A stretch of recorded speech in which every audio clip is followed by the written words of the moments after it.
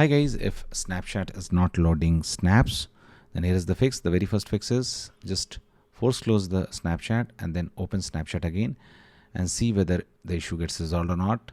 Another fix is just tap on your hamburger icon, tap on this gear shift setting icon, scroll down and find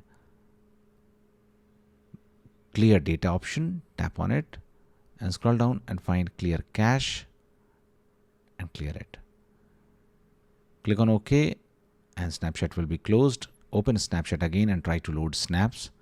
If this is also not working, then what you can do, you can just open Google and search is Snapchat down option. Okay, just search in Google is Snapchat down and you will go to a down detector website and see whether Snapchat is down or not. Okay, you can try checking Snapchat server. Now if this is also not working, let's move to another fix, and that is log out from the Snapchat and then log in back again. So how to do this? Just tap on this Bitmoji icon, tap on this gear shift icon, scroll down and find logout.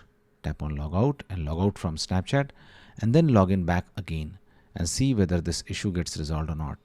If this is also not working, then just go to App Store